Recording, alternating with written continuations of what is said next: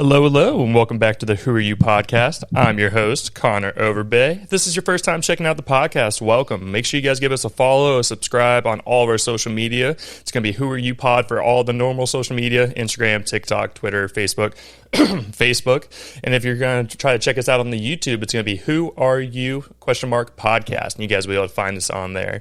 As well as if you guys know anybody who has a story that needs to be told, a business owner, entrepreneur, a photographer, really a mix of anything, and you feel like they'd be a good fit for the show, you guys can hit us up on any of the social media, or you can email us. It's going to be whoareyoupod@yahoo.com, and maybe we'll have you guys on a future episode. But today, sitting down with a very, very special guest, a very busy man. He's kind of all over the place. Like, I've seen this guy kind of involved with a bunch of people I've had on the podcast and just haven't kind of had the chance to meet him yet. So I'm sitting down with Mr. Keoni Seal today. So shout out to you. Thank you for coming on the podcast today. Thank you for having me, man. No problem, man. Before we get into the full episode and everything, if you want to let everybody know where they can follow you or anything you want to promote here at the beginning, and then we'll get into it. My handle on Instagram is Keoni Seal. That's just my first and last name. For right now, that's like the main platform I use to share my work. So if you want to check out my photography, just at Keoni Seal, KeoniSeal. Yeah. Hell yeah, man. Well, like I said, we're sitting here on a Saturday, so I appreciate you giving me some of your time on the weekend. I know off time is very valuable nowadays. So obviously there's a lot to really talk about, man. You've been involved with so many people I've had on the podcast. Just from what I have written down, like I've seen the Safe House, Scared Money, Bold Forever, Time and Place, the Collab Cafe. I mean, the really, I can keep going down the line. I think you've been with you've taken pictures for Savage at Peace as well. Really, there's just a mix of everyone, man. It's awesome to sit down and kind of see all the photos. I've been following you for a little while now, just because I found your work very pretty. I just got my camera probably about 9-12 weeks ago now, just from getting the YouTube started and everything. And I was one of those people. I was like, oh, it's just point and shoot. You just do that. And I will sit here and say I was 100% wrong after after I started learning how to edit some video and edit photos and everything. What you put out is amazing, man. Everything you put out is absolutely clean. I think it's really cool how you post stuff of Jacksonville, and as well as the people here in Jacksonville are doing amazing things. So shout out to you. I appreciate that. Yeah, man. So just to get started, we're going to get a little bit of your background. So we were talking a little bit before the podcast. You're not originally from Jacksonville, correct? No, I am. Oh, you are originally from Jacksonville. Yeah. Okay. Born and raised in Jacksonville. It was just my family who originally wasn't from here. Gotcha. As you see him wearing the Georgia Bulldog shirt, I was giving them a little bit of shit before we started the podcast. Like, everybody knows, I'm a Florida fan, diehard Florida fan, but Georgia's in a good spot right now, so I can't hate too much. They've been beating our ass the past couple of years. But so with you growing up in Jacksonville, where'd you go to high school at? It was a school called Frank H. Peterson. Mm-hmm. It was on the west side. Yeah, I know what you're talking about. I went there originally for automotive and did that for 2 years, and then I found out about the communication side, the whole cameras and everything, and that kind of drew my attention. I was like, man, I kind of want to learn about this. So my senior year, I switched over, did TV production and web design. Nice. Those were my two classes I was taking. By my senior year, I was taking, out of 8 classes, 6 of them were TV production. Okay. So I spent a lot of time with a camera. Mm-hmm. That was like my first real introduction. We would do the news. Our teacher would give us the camera and be like, hey, go film this, go film that. So originally, whenever I first picked up a camera, I was doing video. And then I'm a skateboarder as well. Mm-hmm. So none of my friends had cameras or could record us. So after my little bit of knowledge I picked up, I was like, let me try to get a camera and try to learn how to film skateboarding. I've been watching skate videos, so I kind of had an idea of where to begin. Mm-hmm. But I was like, all right, let's just get out. Yeah. I think my first camera was one of those little flip cameras that you just plug straight into the computer. Yep. I'd go around, film my friends. We'd make videos. I'd put little edits together. That's a throwback, man. The plug-in cameras. I haven't thought about those in a long time. Yeah, so that's where I went first. And then I started doing a lot of digging on what's a good DSLR camera for filming. And at the moment, a lot of people was talking about a Canon T2i, which is like their Rebel series, which is like their most affordable, like, you know, series. So after maybe 2 years after high school, I picked up one of those, a T2i. Nice. Okay. And saved up to get a fisheye lens so I can have that effect for filming skateboarding. Of course. Did that for a little bit, learned how to like really put together videos. I would go to the local skate park and film everyone and anyone. If they wanted to be filmed, I would film them. Which skate park would you go to? OP Skate Park. Okay. Yeah. Shout out OP. Nice, dude. Yeah. So that's pretty much where I got started with like doing everything with a camera. But it wasn't always photography at first. Like I said, I did a lot of video, and that got me like a couple years after. So I'd say like around 2013, someone introduced me to this guy who worked at a production like studio, and pretty much got me a job there. Okay. Working with the camera. Like now I'm like getting paid for this and doing this. There you go. But it was something completely different, anything that I've ever done. I was filming weddings. Oh, okay. I gotcha. So I would shoot weddings on the weekends, and then throughout the week, I would edit wedding videos. And through that, like, I learned so much, like just how to line up a shot, how to do color, just every little thing because of the team I was working for. They taught me so much about, like, using a camera. But now that it was my job to, like, do this, I got burnt out. I can understand that, and especially with all of that footage, a wedding day. That's a lot of footage, whether it's photos and video. There's so much stuff going on at one time. Piecing all that together, and you were talking about it becoming your job. Yeah. That's the thing I feel like a lot of people, you know, they have such a fire when they're just doing it on their own, and then they start seeing, like, you know, there's deadlines. You know, there's things you got to get done. You know, there's people who don't like the color that you use or the filter. Any of that. Yeah. So it's a big thing, but sorry, continue. No, you're good. So I did that for a little bit, and like I said, I was getting real burnt out. But I'm like, I have a camera that can do photography as well. So I kind of like dabbled more into that. Like I had already known so much about video. Like I said, I knew how to line up shots.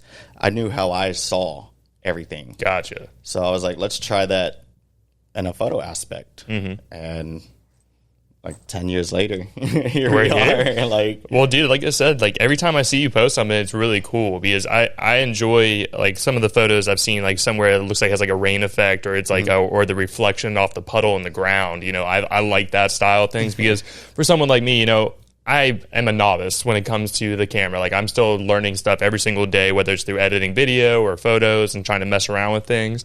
But to have that eye of like, oh, this would look good. I can kind of get this set up. And, you know, like as you're saying, like you have the eye to know what you want to put out there. You know, like if I walked by a puddle, I wouldn't think, oh, I can get a reflection picture off this, you know, kind of thing. So it's really, it's very creative, I guess is the word I was looking for. And just seeing all the different stuff that you've shot over the years now, I would say I was going through your Instagram page throughout the week, just getting prepared for this. And man, like you put out all kinds of stuff, and I think it's really cool. It's not just the same thing over and over again. And whenever I see the photo, I can tell it's yours. I don't know how to put my finger on it, but you have a certain style that you put out, and like it just looks really good. It's always caught my eye. That's honestly like a huge honor and compliment. Like I've worked so hard to try to develop like my style and eye. So when I hear stuff like that, I'm just so thankful. Like it lets me know that I'm going in the right direction. Like being my own artist. Yeah, man. That's the one thing I preach on here is like, and I don't hate on people who like kind of take stuff off other people because we're all learning, we man. all get inspiration from something. 100%, dude. Like I've taken little things from other podcasts. I'm like, oh, this would be good to add into this, you know, whether it's like an interview style or, you know, adding stuff to the set. For the longest time, I was like, you know, we're just going to do audio and just leave it like that. And it did well. You know, people were hearing it, but I just wanted to add another side to the podcast. So like the video side of things, whenever I'll be telling a story, it's hard for me to describe without people being able to see it. Yes. I feel like that was a big aspect of a lot of things that we talked about. And we would also go to people's businesses. Okay. So we do the interview at their business. I'm like, why shouldn't I get video of where we're at? Help promote them, because that's what the main part of this podcast is. The podcast isn't about me. It's about promoting the people who's sitting in the chair, and that's the main thing. So added the video side of things, and it's definitely helped out a little bit more. People are more aware of who everybody is now whenever we talk to them on the podcast, which I think is pretty cool. And I think it's cool how there's so many intersecting people, through like just what we were talking about, you working with Scared Money and all the list of other people, just intersections and everything of all the different kinds. But so when it came to the photography side of things, when did you really start taking it seriously? Obviously, you said, you were doing the videos for a while, and then you started taking up the photography side of things. When did you feel like you're like, okay, I'm going to take this a little more serious and kind of start putting out more? Honestly, it was like my group of friends that I was around would like kind of hype me up and tell me like, hey, like this is actually like really good. And I really didn't know. I would just go out and create. And then I think when it hit me was when people started hitting me up for prints. Nice. And they're like, hey, I want this printed. And I'm like, wow, you want something I took hung up in your house like forever. Yeah. Like just earlier this week, one of my close friends, we were all in our Discord and just chatting and everything. We had our video cameras just kind of showing our rooms around. And he went to a print that I sold him probably 12 years ago. Oh, wow. Yeah. Like one of the first prints I made, he still had framed. And I'm just like, wow. That's really cool. That is amazing to see. Like 12 years later, like my work is right there. And, my friend who had it is still appreciating it. So I think shortly after that is whenever I was like, let me see what I really can do with this. And it became like, now I want to take photos of everything. Like everything I see, because I don't know what people are going to like. So that's why, like, going back to what you said, how like everything looks so different. I'm really just trying to capture everything I see and how I see it. And my whole point is just to share my view of the world to people. Yeah. So I think it was like after that, I sold that print, and that followed by like maybe like 10 more. Like I still have all the original photos because I would take the photo of who bought the print just so I have it for myself. That's cool. Yeah. So I went through like this big streak of like getting these prints sold. And then this was more so like when Instagram was more just about pictures. I know now it's about so like much more. The good old days. Yes, I remember those days. Those were solid back in then. It's a lot different now. But a lot of the Jacksonville pages would ask me if they could repost my work. And now I'm like, okay, now my work is getting shown to the entire city of Jacksonville. And I'm like, oh, wow, this is kind of cool. So I think right there is whenever I wanted to try to just really show everything. Yeah. Right around, like, I can't remember what season it was. I'd have to look to see when the photo was. But I won a contest that got my photo put on the Jumbotron. Whoa, at the Jack Stadium? What? Yeah, there was like 10 photographers who won. One of them was one of my very close friends who he actually, once he saw me taking like photography serious, he pulled me to the side and was like, let me show you how to really work this camera. So shout out D-Weezy. Shout out. He showed a lot like of how just all the, like he got me to fully use manual. Yeah, I understand. Not just auto everything. Yeah. Yeah. So he was a winner of the contest as well. They put us in the cabanas and gave us a bunch of food. Like, and then during the halftime show, they showed everyone's photo on. This was right when we just got those large screens. That's huge, man. So I'm like standing there at the cabanas looking up, and I'm like, wow. I bet that's a very surreal moment, man. Like, and not only did I have one, but I had 2 photos that won. What were they photos of? If you remember, it's fine. Okay. One of them actually was of Sunray, which we know is no longer there. Unfortunately, yeah. And then my job that I work now was in the stage of being built. Okay. So you can see it right next to it as well. You can see like the paper up on the window. So they're still building it. That was one of the photos. It was like a long exposure where like you see the traffic lights or the car is running through it. So you see like the streaks and everything. Lines. Yeah, that's cool. And then the second one was a wide angle shot of my friends looking at an art piece in Mocha. Oh, the not museum, but I know what you're talking about. The art place. The art place downtown. Right in the middle, they always have like a featured like artists and their work.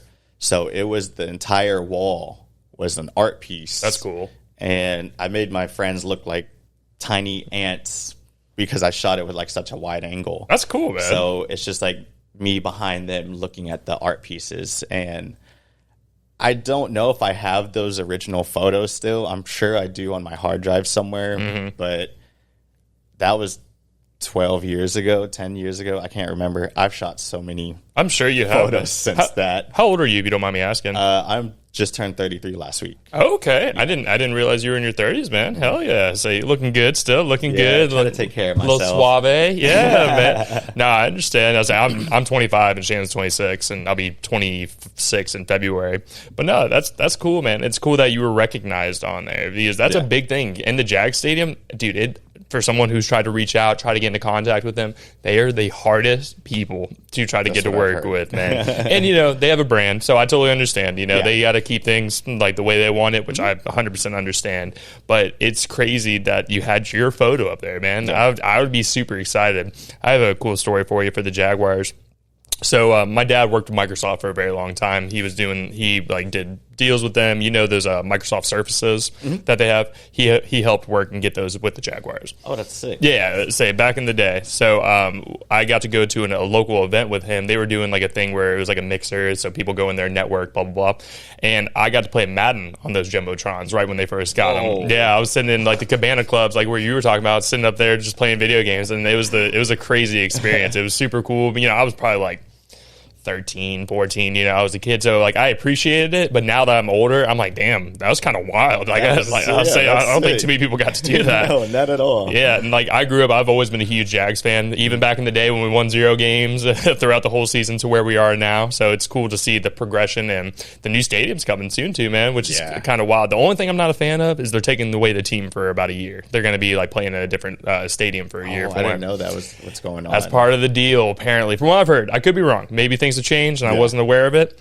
But there's all like the photos, and the Jaguars are really starting to work with local artists now. Yes, they really are. I forgot the lady's name. It's like Richard something. She painted a black and white photo of Trevor Lawrence and like won a big art thing for them. And I remember that. She's doing stuff with them, and they're reaching out to local artists. I know there's a big photographer there named I think his Instagram name is like Cam the Shooter, and he's like one of their like main photographers on the ground, always taking photos and everything as well. So it's cool to see that they're doing the outreach, and they're even putting you out there, man. That's awesome. So you were talking about the skateboarding side of things. I wanted to talk to you about that a little bit. I was a skateboarder growing up as well. Wasn't great at it. I'll 100% promise you that. I'm long and lanky. My top half doesn't work with my bottom half very well.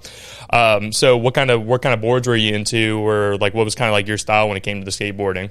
So my first pro board, which I got from Board City, RIP, which was like the local skate shop around OP that everyone went to. And after that, I started like finding out about like shop boards, local boards, and stuff like that. So I started, after my first pro model, I remember buying just a shop board because I'm like, I like coming to the shop. Like, if you guys make your own boards, like, show support. Yeah, let me get your board. So I guess it's been a while since I've been doing like the whole support local scene. That's probably where it started in skating. But throughout the times, I would just always try to buy like local boards. Gotcha. Like, the main boards I ride right now, shout out Bread Skateboards. They're local as well. Nice. Okay. Yeah. So I've watched that company build up from the bottom to where they are now. They have their boards available in the block skate supply, which is cool because, you know, I could walk into this well-established skate shop and see my homie's board sitting right there. That's really cool. If they don't have his boards available, then I'll just buy a block board. But yeah, that's kind of like what I've just been skating and supporting lately. It's just like local. Yeah, and you still skate to this day. Good for you, man. I got injured too many times, man. Like, I was just too goofy on the board. Like, I've told this story a couple times on the podcast. Obviously, what's the big skate park here? The famous skate park here in Jacksonville. Kona, thank you. Yeah. I was blanking on it for a second. You remember the days of the nickel and the penny boards and everything? So with me, I have big feet. I'm like 12 and a half, 13 for my feet. So I would ride those around most of the time. And like I said, I wasn't a great like street skateboarder, so you know I could try to ollie a little bit here and there, but that was probably the extent of what I could really do. And I got really ambitious one day with my buddies. We all went there and we were like, let's go down the snake, you know, the main snake that goes down into the big pool. So I was riding my nickel down there, and we were there for 10 minutes, and we're riding there, and I go down, my back foot slips off the board, and I split, tear both my quads first 10 minutes that were there. My buddies are like, you're fine, just keep keep pushing off, and I would try to skate, and like my legs would just give out, so I'm sitting in there in the part where you pay to go inside. I sat there for 3 hours just dying in pain from that. So that's why I really looked at myself in the mirror. I was like, I don't know, skateboarding's for me, man. I just don't think it is, but I still love it because I still wear like Diamond Supply Co. I got a couple different like skating brands I still enjoy wearing because they made quality clothing. But skateboarding was fun, man. That was like my first form of transportation. You know, that or a bike. That's basically how I got around everywhere with my buddies before we got cars and got a little bit older and everything. But it was always fun, and I would watch people do like tray flips or like kick flips. And I would sit there and watch. I'm like, how do you do that, man? It's just I would sit out. My parents probably watched me in the front yard or on the sidewalk trying stuff out, slipping and falling like 10,000 times, but it was fun, man. It was going back to like whenever I bought my first pro board. I remember buying it, and I've kind of always been around like skating, surfing, BMX all my life from just my family. Like they was all into that. So nice. I got introduced to it really early. It was just kind of like, when do I want to actually try this? Like I've always had a skateboard as a kid, but never was like, oh, I can try to learn how to kickflip. It was just a mode for transportation at the time. And then when I got my first pro model, I was like, all right, let's see what we can do. I remember going to my best friend, one of my best friends that I grew up with. He was like 4 houses down from me. Going to his house with my board, and we would share it, and we would both try to learn how to ollie. That's cool. Like I would take 10 minutes trying to do it. He would take 10 minutes, and we would just go back and forth until we finally was like, oh, we got this. We ollied. And then he ended up getting his own board, and that's kind of where it all started. Hell yeah. With all of us getting out, trying to learn how to skate. Yeah. And seeing what we can do. My first board ever, it was a Tony Hawk board. It was from like Walmart or from one of those places, and I was so excited. It was the was it Birdcage was his brand? Birdhouse. Thank you. Yeah, like I remember getting the board, had flames on it. I thought it was cool. It was like a bird skeleton on there and everything. My first pro board ever, I believe, was a Plan B. It was a Plan B board, and I'm a Boston Celtics fan. I have family live up in Boston, and it was green, black, and the silver, so it reminded me of the Boston Celtics. So I was like a real big fan of it. And I remember just building up the boards. I remember getting the like independent trucks, and then the Reds. I would go to the flea market. I would go and get like the Reds bearings and everything. Yeah, just because everything was a little bit cheaper there. Because I was a kid, I didn't have a bunch of money on hand. I still don't. But no, man, it was fun, dude. Just being a kid.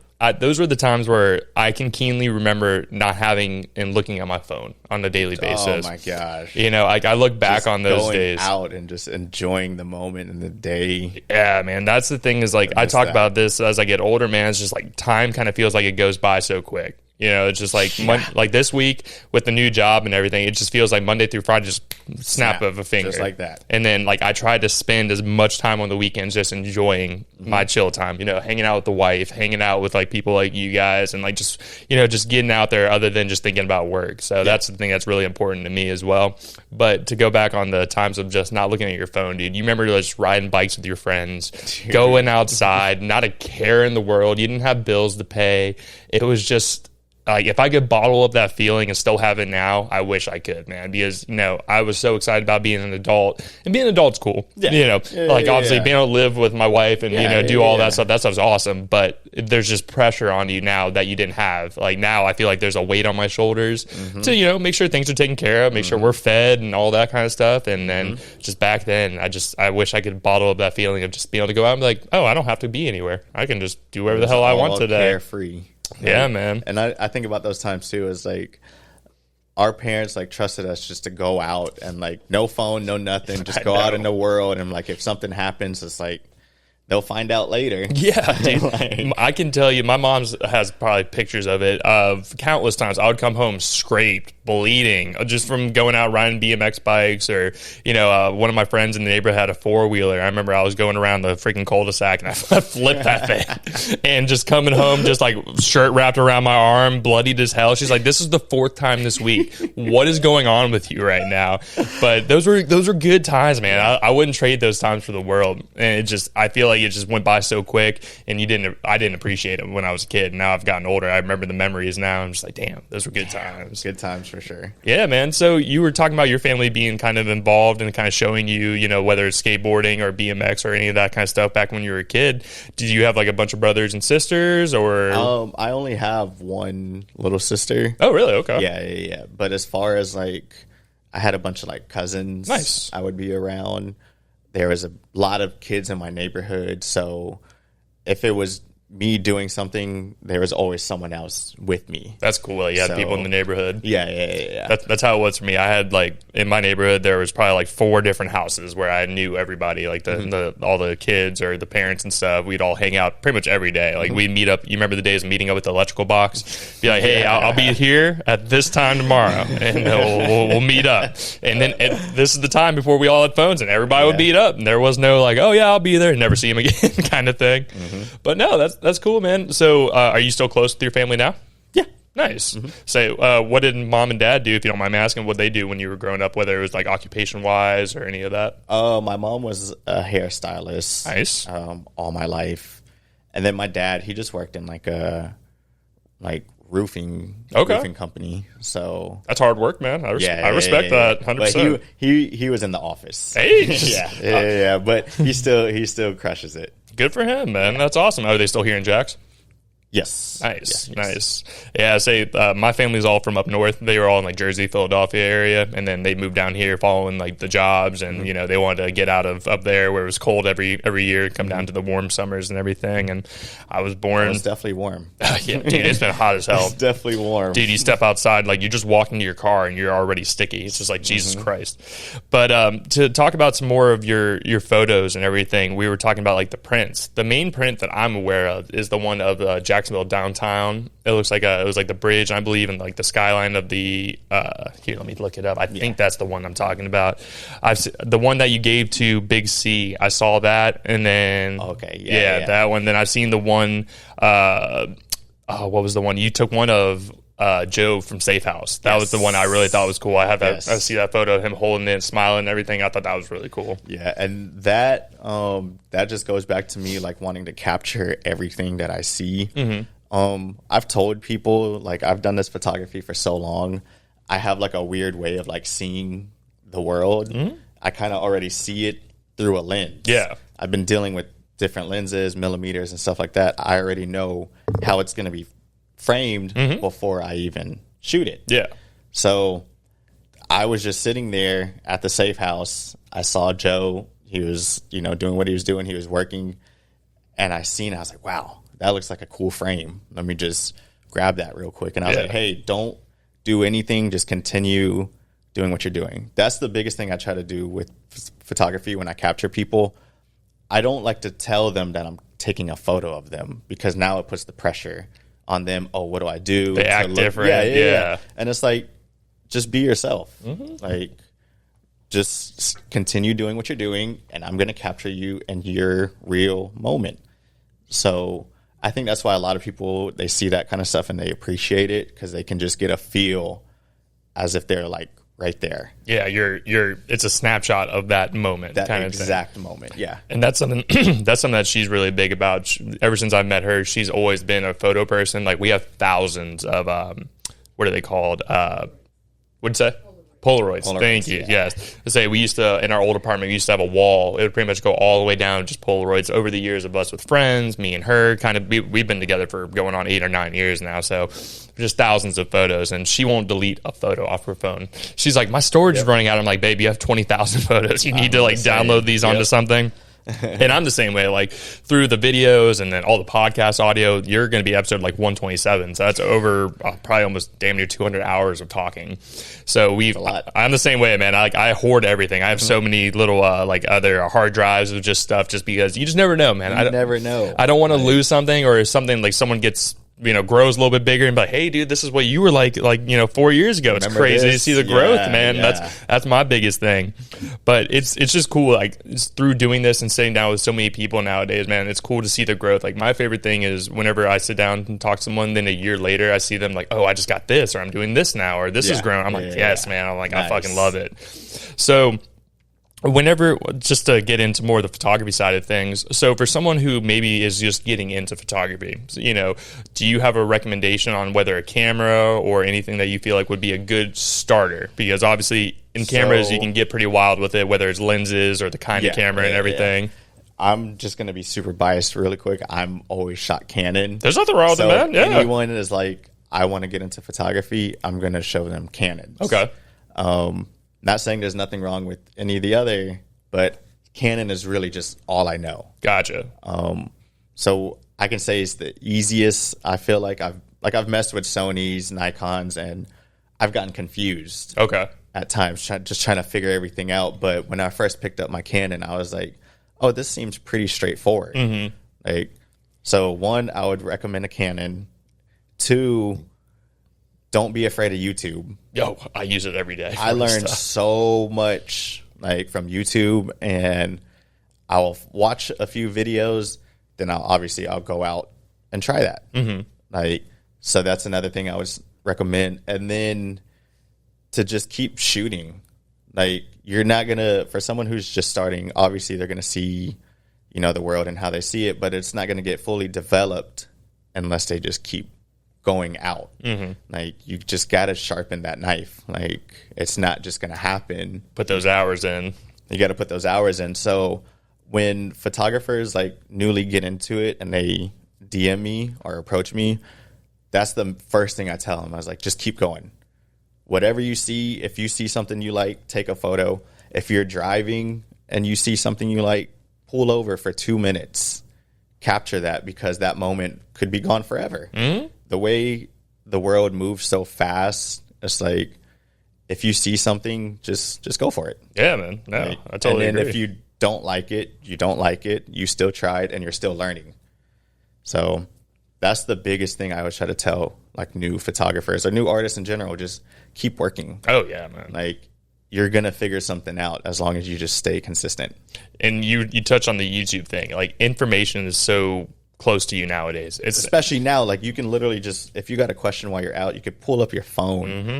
and in 2 minutes you'll have access to everything that you need. Yeah, man. It's like, whenever I first got my camera, that's a Sony ZV-E10. I just got something. I was looking for something that could shoot video, because I don't really, it's not like I'm vlogging. I'm not walking around and talking. So this is more of a nice, I can just sit it there, let it record. I did have to mess with, obviously, the aperture, the white balance, all that kind of stuff, and just learn, because I had no idea what I was doing. The first interview I did, man, I just put it up there on YouTube and just point and shot it, and it was gray. I couldn't fix it in freaking Adobe Premiere Pro. I was so pissed off at myself. I'm like, what am I doing? But, as you said, just put in the hours, look over it a little bit. Now I've actually, learned how to edit the videos to get it to, get the color looking right, so it's not just gray and like dead looking kind of thing. And it's hard, man. It's frustrating sometimes. Technology seems easy, and then you get into it a little bit, and I'm like, wow. Whoa. But it's given me a lot more respect for like you and like the guys who do videography. Like, we had our wedding photographers on here, and they made a whole hour-long video of our wedding, and they put it on YouTube.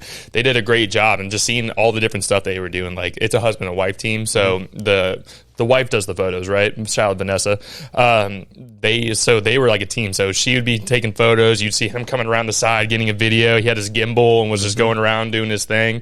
And to see just the amount of footage they were able to put together and make it look cohesive, like it didn't look like it was choppy or broken up or anything.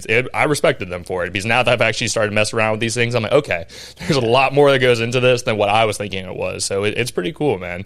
And the photography side of things, I think, you're capturing a moment that, as you were saying, like you made a really good point, like that moment could be gone forever.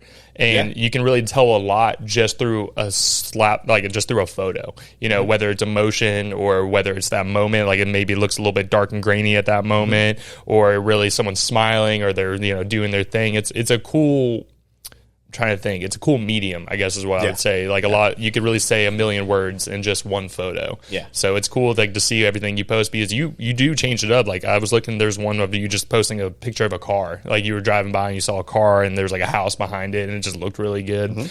So whenever you're going around, do you kind of just shoot in pretty much anywhere in Jacksonville, or what's kind of like your main spot that you like to stay around that you feel like you find the most value out of, or anything like Whenever it comes to like working with clients, if they want to do like photo shoots for their brand, I usually will stay in like the 5 Points area. It's a good area. Yeah. That I feel like has so much untouched like spots. I'll drive, walk, run, skate all through the neighborhood, and I'll see the light hit a certain corner, and I'm like, someone could stand right there and have their whole, brand shot right there. So a lot of times as I'm driving, I'll keep these spots in my mind and wait kind of for the perfect person to hit me up. I'm like, hey, I want to capture this. I'm like, oh, perfect. Let's go right here. So yeah, I generally will stay in that area. As far as like, whenever I'm driving, I like capturing things while I'm on the road. Okay. I don't know why. It's very dangerous. I drive a stick shift car, so oh no, one hand on the stick shift. Exactly. So sometimes I'm just like trying to shift gears, and I'm like, oh wait, let me capture this really quick. I'm changing my settings like while I'm driving. That cracks me up. I love that. Like, but it goes to the whole like the moment thing. Like that moment could be gone. The way the sun is, the way the clouds are, like it just will fit sometimes perfectly it's in just that a moment. Spot right there. So I have to just like capture that. Yeah. And kind of like going with the whole moment thing, I recently just posted photos of Sunray. Okay. The sign. I saw that. It was getting taken down and everything. Yeah, that caused a lot of like talk. What happened, man? Because I saw you post like all the stuff, like all the messages and people like sending it out and everything. Yeah. So that goes to a whole moment thing. I work right next door. So I had the advantage of knowing like, oh, they're here. They're about to take the sign down. And I remember being at work. I went out there with my phone and I was going to just capture my daily photo of the day.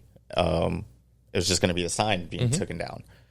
And then I was like sitting there. I'm like, wait, this is kind of like a big moment right now. Like everyone loves this theater. And it's been there forever. Yeah. Here it is. It's like they're taking the sign down.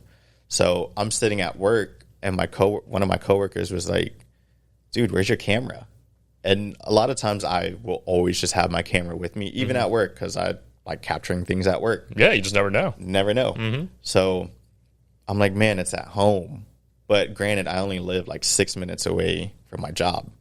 So got in my car really quick, sped off, and went home, grabbed my camera, came back, and then I just waited for the moment. Like, so lucky it was a slow day. So there wasn't too many like people slide out there real ordering quick. Food. Yeah, I would just look out every 5 minutes and be like, and then finally I looked out and I seen them doing it, and I'm like, okay, here we go. Yeah. So I stood outside maybe like 45 minutes and just watched the whole process of them take that sign down. I saw the one where it looked like the crane had it wrapped up and like the sign was sideways a little bit. I saw that. That was a good shot, man. I thought it was really good.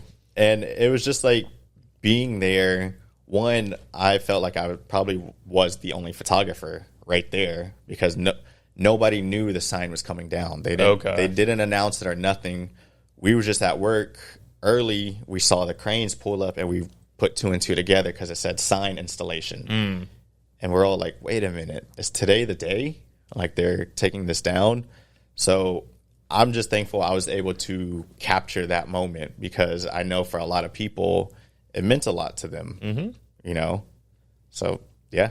No, man, like I said, it was a great shot, and I remember, I pay attention to everybody, man. Like, whenever I'm on social media, if like I know someone's gonna be coming on, or if I'm like, this is someone I'm trying to get on, I like to do my background research and get them out. Just want to make sure, kind of have something to talk about, and that is an important thing, man. Like you were saying, that theater's been there for a very, very long time, and I'm sure that caught a lot of people off guard. They're like, "Whoa, it's officially gone, man." Jacksonville's changing so much, which is the crazy thing from, with me living here, dude, I remember when Beach and Hodges was just trees. There wasn't all the Walmarts. There wasn't all the Targets and everything over there. Even like me, on my way here, I was getting off on Kernan, and I'm like, wow, this whole exit looks completely different. Because my mom, she used to live right across the street at Kensington. Oh, okay. Yeah. So as I'm like driving, I'm like, oh, this all looks kind of familiar, but not so much, because they've done just so much. Like everything has changed. That's the thing, man. Like, there's just so many people moving here. And there's nothing wrong with it. Like, I don't have an issue with people moving here, because it's new people to meet, new people who are bringing money into bringing money into the community here. So it's a good thing. But also, it makes housing expensive. Yes. Do you live in a house, or do you have an apartment? I live in a house. Oh, nice. Good for you. I was say for us, man, we've been looking at houses for a while, and there's just no way. I'm not, I can't afford $3,000 a month to pay for a mortgage. I'll be house poor, and I don't want to be house poor.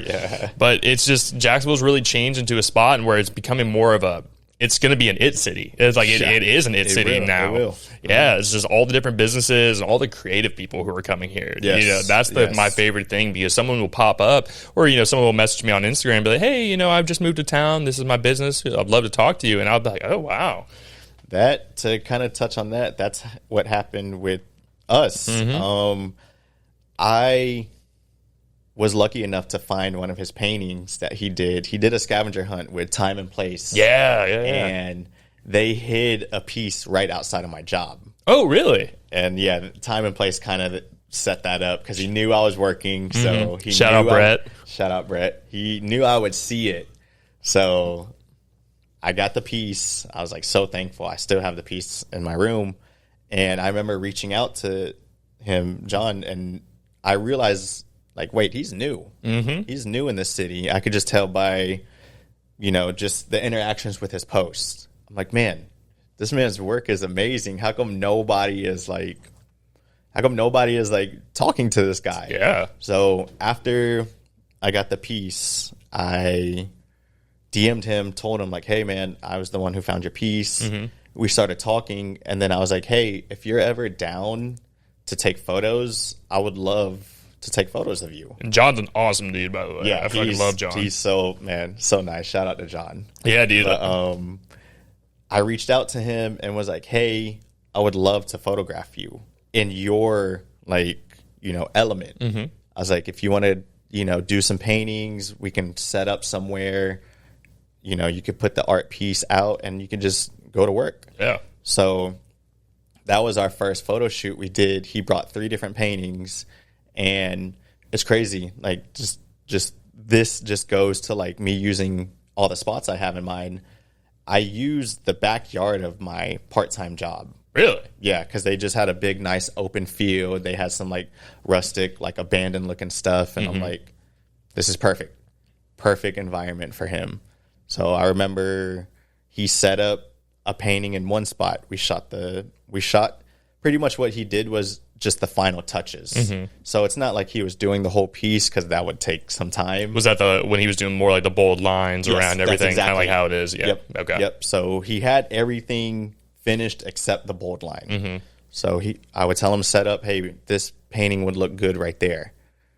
He'd finish. I'd snap the photos. I'm like, all right, on to the next piece, and then on to the next piece. And we posted the photos, and then shortly after, he was like, hey, man, like, a lot of people are hitting me up now. Hey. And I'm like, yes, dude, yes. Yeah. Like, this is what I wanted. Like, I knew you were new to the city, and I wanted the city to see your work.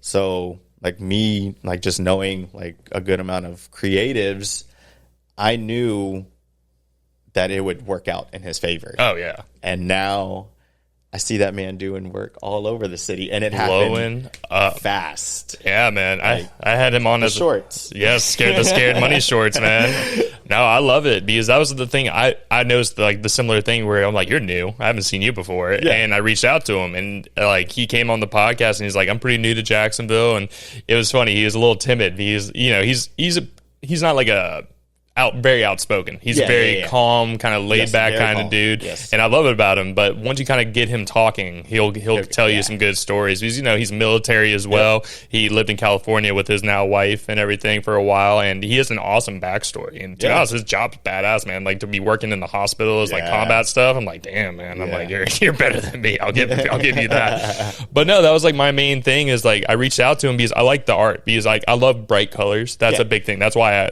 this is always a piece that we have on the studio, and to show support, we bought it from him. He like explained out his characters and like how things like worked and where his inspiration comes from, and I just think he just has an awesome backstory. He's very nice, anytime Very humble, very dude. Respectful, very like he was probably one of the like nicest creatives I've met in like a very long time. Like he was just so respectful and everything. Like when we started working, it just felt so comfortable. Yeah. Like there was no like, he wasn't like having his like guard up. Everything just felt nice. Yeah, man. Like I just flowed. He does. He's just one of those guys that I don't know. He's special to me because he's actually one of our biggest supporters. They're just not like me and him talk very frequently. Whether like a couple weeks would go by, but he'll be like, dude, I just listened to that episode. That was awesome. Or like I'll like check out his art. And I'm like, dude, you're posting awesome stuff. And he's always working. Like he always he'll get like old pieces of like doors, like the closet doors. Sick. I think that's like, really cool. Just use everything to your advantage.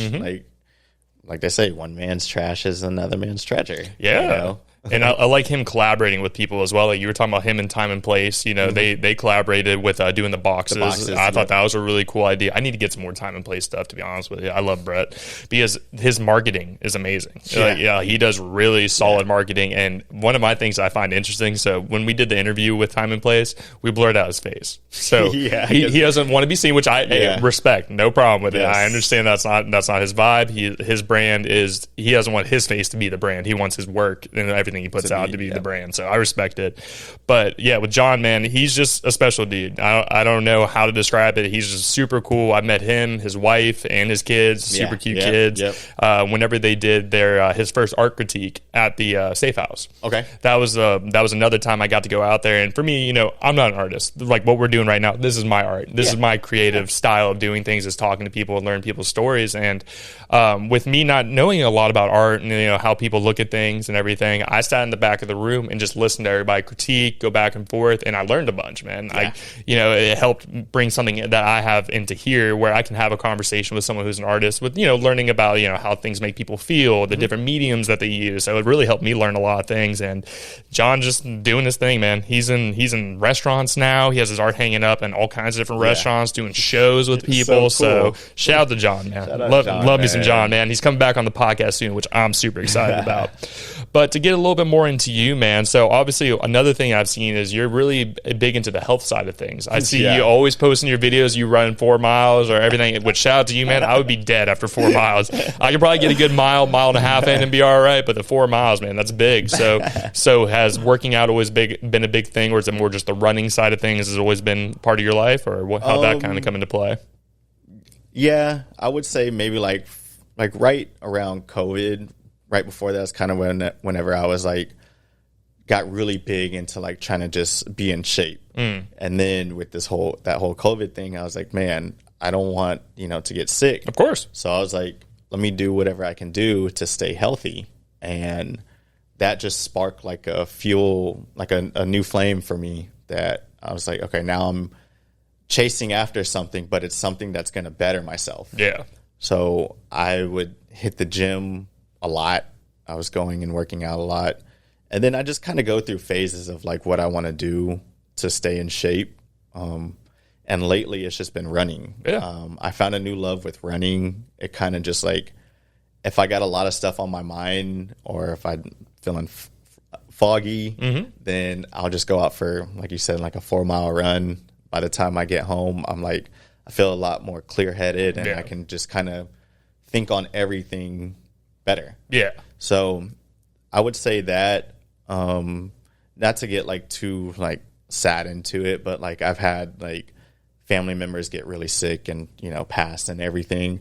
So I think that's what helped me a lot too, because I remember my family when they was my age and they would always just be out partying, drinking, and doing all that.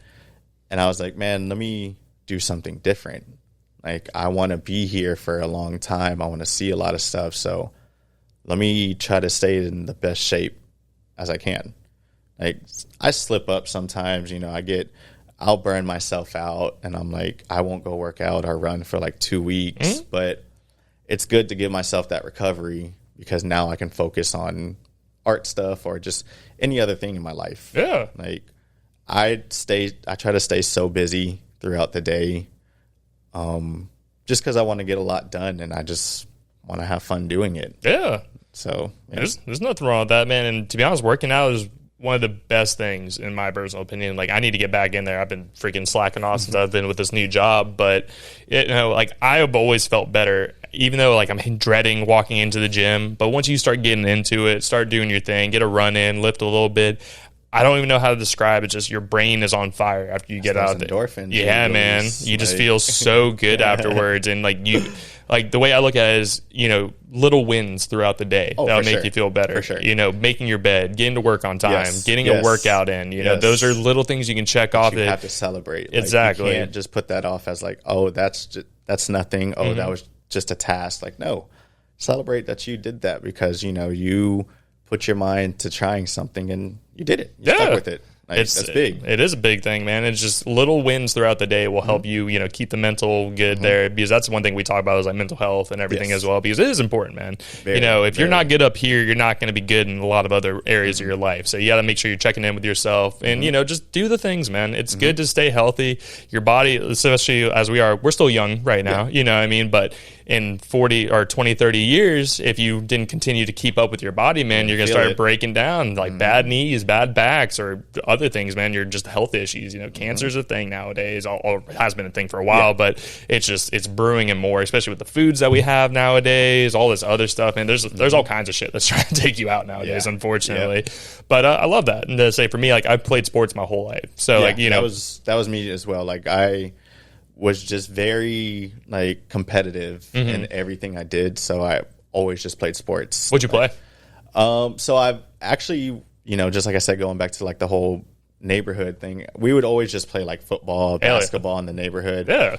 But I only tried playing football like 1 year in high school. My high school didn't have a team. They didn't have no sports program. Gotcha. It was all like learning and stuff. So I had to play for Ed White. Oh, really? Yeah, I played a year and a half of football at Ed White. How'd you do that with being at the school? They knew, it was like all the schools that had sports programs knew about our school and knew that we didn't have any, you know, sports. So you was allowed to play for the closest school. Really? Or your neighborhood school. Okay. And my neighborhood school was Forest High, which is now like West Side High. Yep.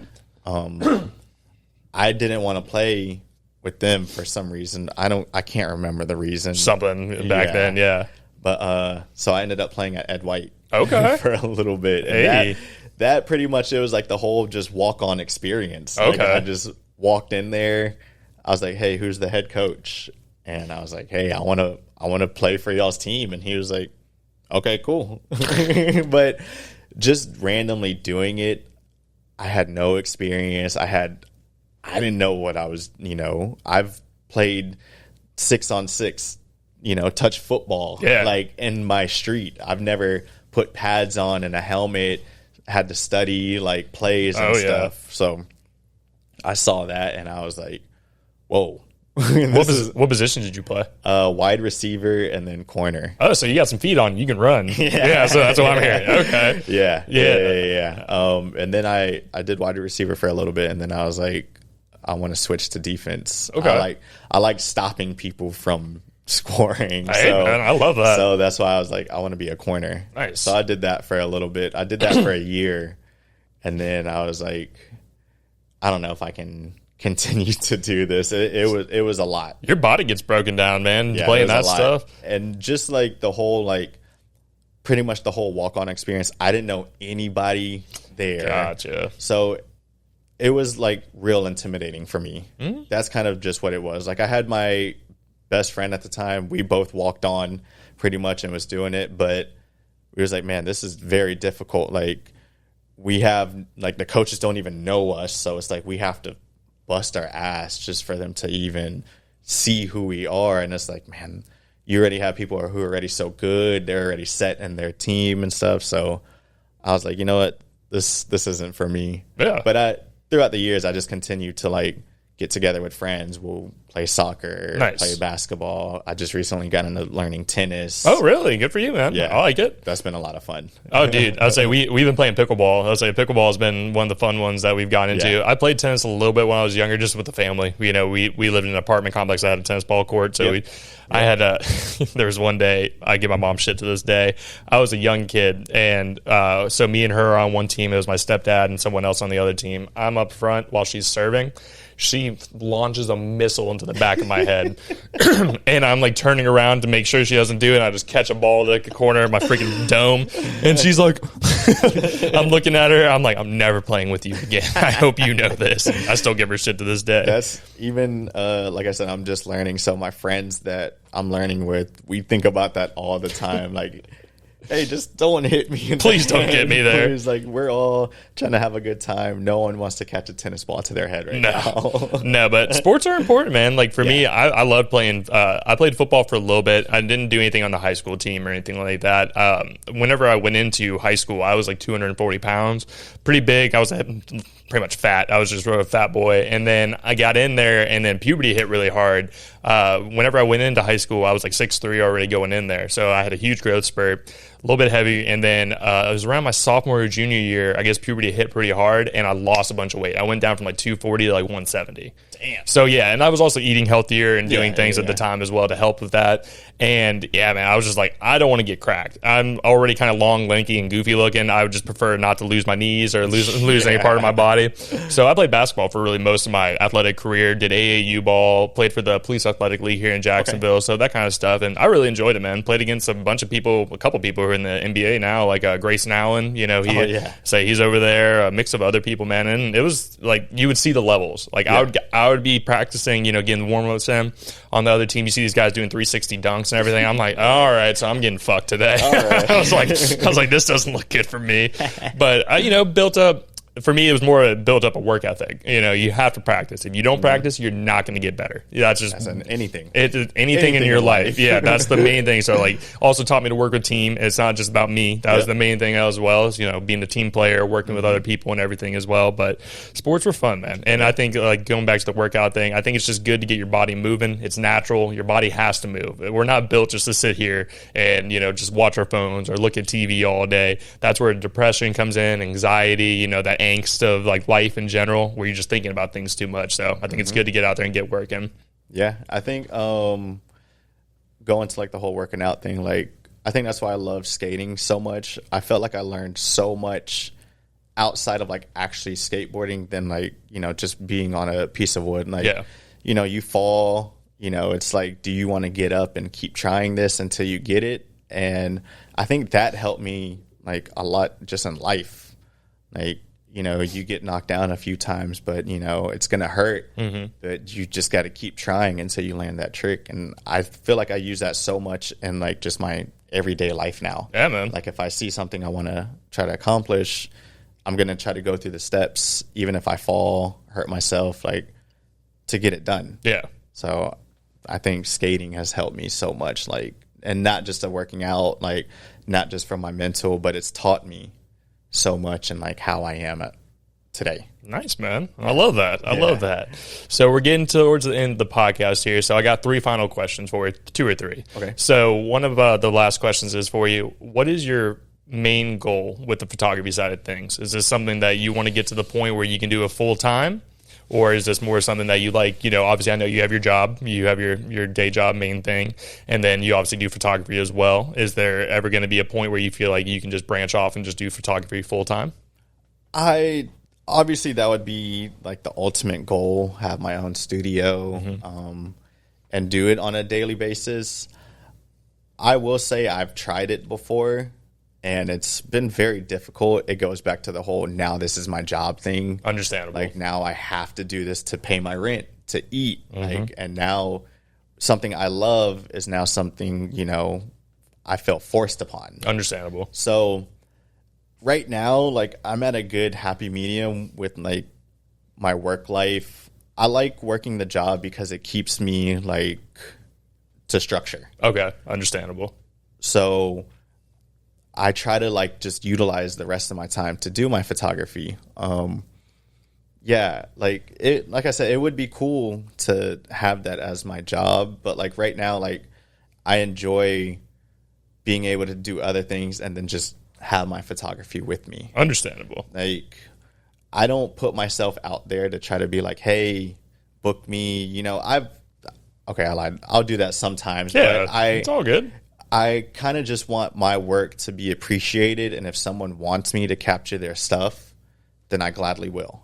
Gotcha. That's like with like Scared Money, Savage at Peace. Who else? The Jig is Up. Yep. There's just a lot of clothing, you know, brands here that I just like working with, and they like working with me for who I am. Yeah. So I don't have to like put myself out there.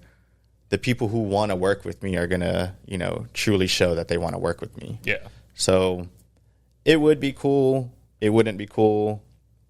Either way, I'm just thankful every day to just be able to create. And who knows where it'll take me, you know? Like you said, a year later, everything can change. You know, I could be doing it full time. But for the time being, like, I'm just enjoying, like, living life and just capturing those moments. That's beautiful, man. I love that. I think that's cool, and like you're aware of what you want, man. Yeah. That's the main thing, and you want to continue enjoying what you're doing, and not to make it feel like I have to do it. I have to. Yes. I feel that. I 100% feel that. My second to last question for you is there someone or a brand, or you know, who is like a Mount Rushmore of someone you would want to work with for the photography side of things? Nike. Hey, that would be pretty sweet. I'm not gonna lie, that'd be badass. I've, you know, just always been, just in sports in general, just been drawn to like Nike, how they do things. That would be big, or just like any big skateboarding company. Like, I don't really have like a set, like, or if like Canon, you know, reached out and was like, hey, we want you to be a part of this, like, wow. When and where? I'll be there. Yeah. So, yeah, probably like if we're looking at like a Mount Rushmore and 4 things, it would be Nike, Canon, a big skateboarding company, and then I don't know. That's solid, man. Those are solid answers. Just in general, man. Those are real solid. So my final question. So anytime someone's new on the podcast, is their first time, I always ask them the same question is, do you feel successful? And if you do or you do not, in what ways? Yes, I would say I feel successful. I feel like everyone's definition of success is different. I felt like I was chasing something for the longest to try to be successful, but wasn't really appreciating what I already had around me. And the love and support I get from everyone in the city who, you know, I'm so thankful for, I felt like I've already reached some part of success. You know, I feel like success also is like a mindset, you know. So I would say for how I feel, yes, there's still way more I can do, but yeah, I would say right now I feel like I'm somewhat successful. Hell yeah, man. And there's a reason why I asked that question to everybody, because as you said, everybody's different. You know, Some people are more about money. Some people are more about spending time with their family and friends and having that free time and autonomy to do those things. So that's why I like to ask that question, because it's interesting to see what people are valuing, you know? And there's no wrong answer. That's the main thing about it. It's just whether you do, you don't, and what ways you do or you do not feel successful. Like with me, like my main thing, I feel success is like my relationships. Building building and networking and getting involved with people in the community here in, you know, the city that raised me. You know, that's my main thing. And if I can uplift people, that's where I feel my success is. And obviously, you know, I'm lucky enough to have a wife that supports. It's Saturday and we're sitting here, you know, getting podcasts going. She's always behind the scenes taking photos, helping support me. And then when days where I feel like, you know, I'm not doing the right things and everything, she's in my corner. So that's like one of my main successes, I feel like. So I think that was a beautiful answer for you.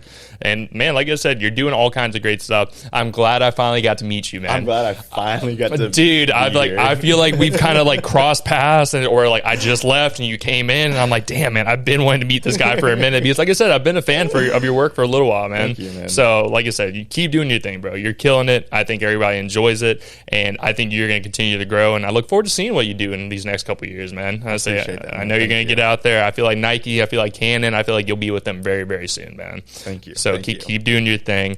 And one last thing, if someone wants to, you know, get photos done by you or anything, what is the best way for them to get into contact with you? Right now, I'm still working on my website. Like, I want my website to be like just beautiful. Of course. So I haven't been pushing that out too much. Right now, it would just be through DMs on Instagram, which sometimes I don't feel as professional doing DMs, but I'm like, right, you got to utilize everything you have right now. And so many people are caught up in social media. That's just like the easiest way to get my attention. Either that or my email, which is also linked to my page. So if you can't DM me or I don't see it, hit that email button and send me an email. And I check those every day. Okay, like nice. That notification pops up on my phone. So if someone wants to email me and they wanted to reach out, that honestly would probably be the best way. Hell yeah. So make sure you guys hit this man up. He's putting out great work. Check out his Instagram, man. You can see all the work he's putting out there. I would say you will not be disappointed. He's worked with so many different guys and gals here throughout Jacksonville and is doing amazing work. Make sure you guys give him a follow, subscribe, all that stuff. If, like you said, email him. If, you know, it's hard with the DM sometimes. It's the same with me. And like I get, you know, couple a day, if not many a day, and I try to make my way through it. Yes. I also work the 9-to-5 job still too, so you know some days are just busy. It's not mean I don't want to talk to you. It gets busy sometimes. But everything will be linked in the description for you, man. And like I said, I appreciate your time. Thank you for taking the time out of your day to come sit down and have a conversation with me. I thoroughly enjoyed getting to learn more about you, and this won't be the last time, man. There's always going to be a part 2. Or I'm sure we'll run into each other at some events, man. I'm trying to get out to more like the Wind Down Wednesdays, the Safe House events, you know, all those different things. So everything will be in the description for this gentleman right here, guys. Give him a follow, let him know that you're liking his work, leave a comment, all that good stuff. But before we get out of here, feel free to give us a follow as well. It's gonna be Who Are You Pod for all the social medias. If you guys feel anybody that would be a good fit for the show, always shoot me an email or hit me up in the DMs. For the email, it's gonna be whoareyoupod@yahoo.com, and maybe we'll have you guys on a future episode. But as I say every single week, y'all, thank you so much for your time. Thank you so much for your time, Keoni. I really enjoyed the conversation, and we'll see you guys next week.